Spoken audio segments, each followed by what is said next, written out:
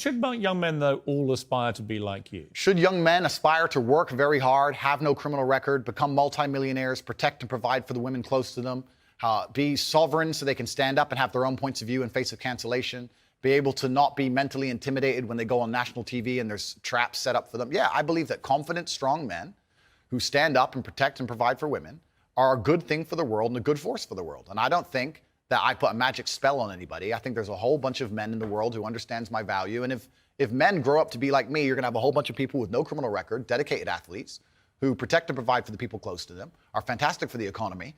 And I'm certainly not the worst influence out here, Piers. You have Lil Nas twerking on the devil on music videos, which our children are digesting. You have drill artists singing about stabbing people to death in the middle of a knife crime epidemic. You have rabid psychopaths on whether the right or the left announcing violence on the other side. You have all these insanities in the world. And because I sit here and say, yeah, perhaps, now you've laid it out and it offended you, I understand. I didn't say it offended Okay, me. cool. I just read you the things. You read things that you said they could be offensive and some people are offended. Well, some people definitely were offended. Absolutely. That's fine. And honestly, I think some of the things you said were genuinely offensive and misogynist. Okay, so they offended you. And like I said earlier. So they offended you, which is fine. I said they offended you, you interrupted me, and now you're saying they offended you, which is fine. But the point I'm trying to make is this. I'm not the devil. There are certainly worse people than me. And I don't disagree and they exist. with that. And I'm saying that my core tenets for the people who don't understand me are self-accountability, so I'm accountable for everything I've ever said. My core tenets are responsibility, so I'm responsible for everything I've said. My core tenets are traditional masculinity to a degree, which involves protecting and providing for women. And I'll make another point here that needs to be said. The number of women who have stood up and stuck up for me is ignored. Thousands of women are making videos saying, I've met Andrew Tate, he's such a nice guy. I wish I had a man like Andrew Tate who felt responsible to protect and provide for me. You know what? I do belong to my husband, that's why I married him and I love him. We ignore the thousands of women who stood up and stood by me and said everything I said is true. And we're taking a very vocal minority who have taken the things I've said and are pretending to be absolutely and utterly devastated by them for some reason. All right, time out. Piers had to call timeout because he was getting embarrassed on his own show. Now, if you guys have a favorite quote from this entire interview, feel free to comment it down below so other people can hear it. Now let's get back to the video. But there was also, I think, quite a disturbing piece that BuzzFeed did. And it talked about the negative impact of young, impressionable male minds when they've read or seen some of the more inflammatory things you've said. And they quoted, for example, Sandy, 22, from Washington. My father's gone from a man who minored in women's studies in college, who was kind and in touch with his emotions, treated all people, men and women around him, with kindness, to a man who says that whenever he sees an effeminate male stranger, he gets an overwhelming urge to murder them. He loves podcasts. He listens to a lot of podcasts. I know he's listened to Andrew Tate. Whoa. Let's stop for a second. Let's be professional here, Piers, because you're a professional, as am I. First, she said, did you say that my father went? She said, my father has gone. Her father. That's a full-grown man, firstly. So we're talking about my impact on children. You just talked about a full-grown man here. Secondly, I've never talked about murdering effeminate men in anything online ever, in any context ever. So I don't know why they have taken some random person I've never met in the world who's full-grown, an adult, and come to their own conclusions who I've never met and lumped his name in with mine. That is absolutely unfair on every level. I didn't read this BuzzFeed. I didn't read this BuzzFeed article, but after hearing the first point, I know it's trash. That is complete garbage. I'm the reason this man believes what he believes. I have seen a quote from you, and you can tell me what you feel here about this. Sure. You talk about people don't want to see men dressed up in dresses. Transgender. That's not exactly what I said. What did you say? I said the reason I am so popular and I'm so famous is that there's a large contingent of men who don't want to wear makeup, who still want to make money, go to the gym, be strong, drive a fast car, be traditionally masculine, and don't want to be shamed for that, and they don't want to be called toxic for that. That is the reason I'm so massively famous. That is what I said. What do you think of transgender people? That's nothing to do with me. I'm not transgender, and I don't understand the issue like they do. They are you transphobic? Do you consider yourself that? Transphobic? What? Afraid? Well, it kind of, yeah. You have I don't live in fear, my friend. I have no problem. Do you have a dislike of transgender people? I don't know any transgender people. Do you have a dislike of what they stand for, what they are? No. Why would I? I don't know. That's not my issue. Do you believe depression is a real thing? I believe that feeling depressed is real. I don't believe depression as a clinical disease is real, no. Really? If you feel depressed, I disagree that you cannot affect it and change your life and take control and fix yourself and feel happier.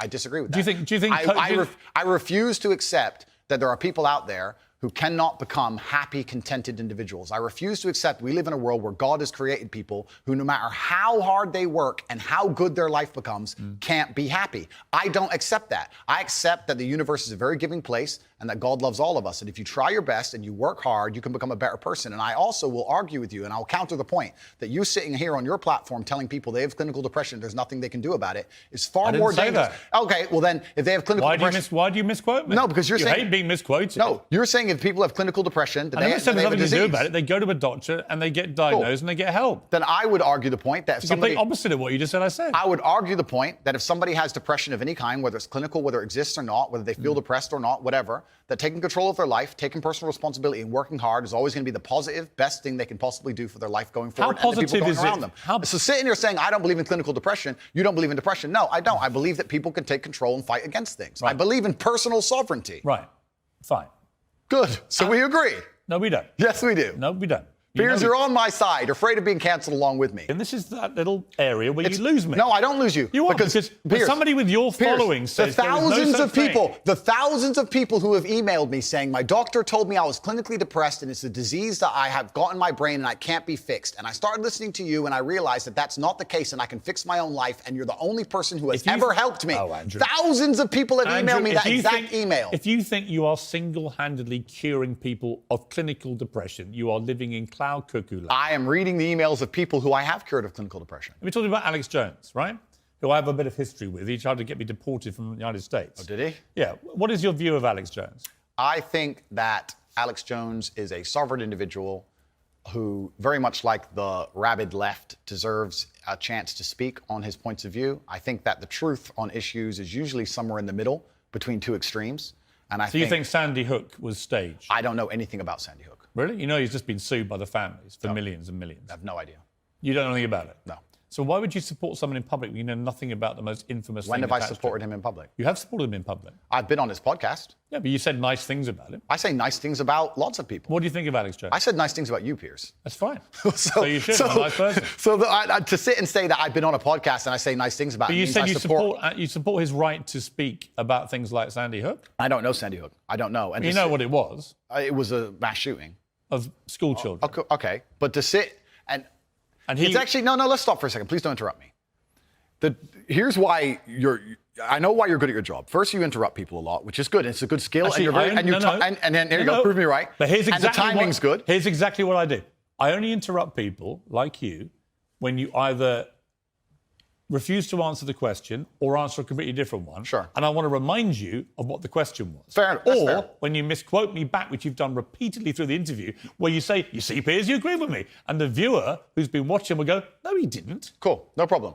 The other thing you do is you try and set these traps like now. So you're saying What's the trap you think I'm setting? You're saying that I agree with every single point of view a man has. I literally didn't say that. You're saying, well, you support Alex Jones. Why would you misquote me? Because you're saying you support Alex Jones and you said you've been on his podcast and he said this.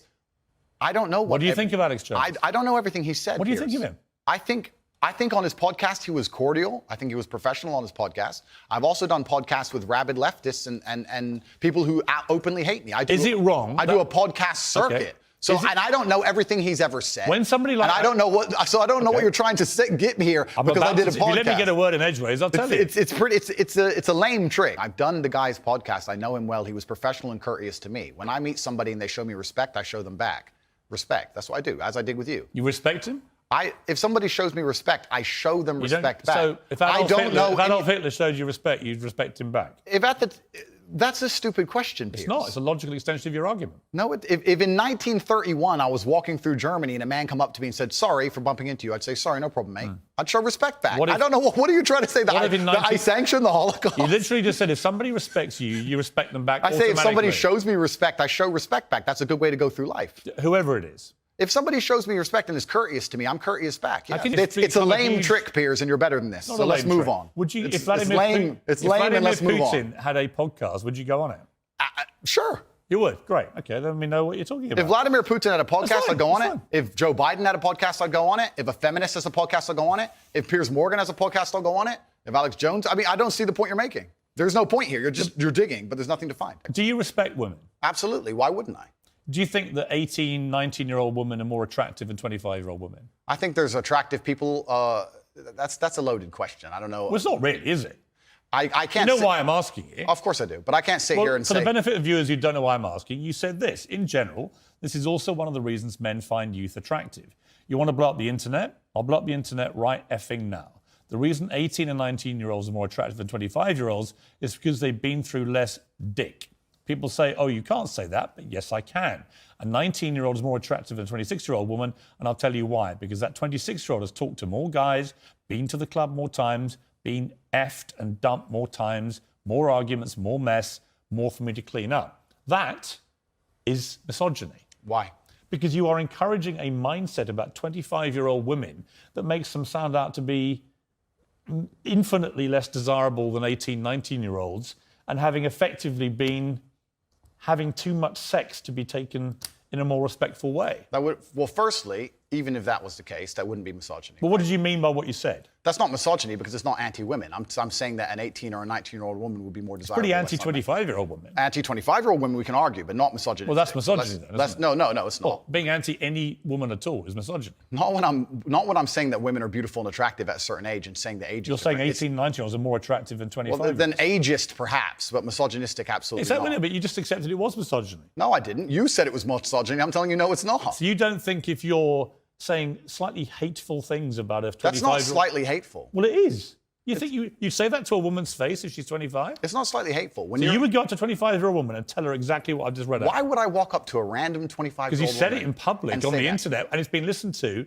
and watched by millions and millions of young, impressionable boys. Correct. There was a large panel. There was a conversation. There was hours long of conversation. There were feminists attacking men for toxic masculinity and attacking me and saying things. And I said things back which were going to antagonize them. Which you've done yourself a bunch of times. If you want to see more videos like this, subscribe right here. And as always, thanks for watching.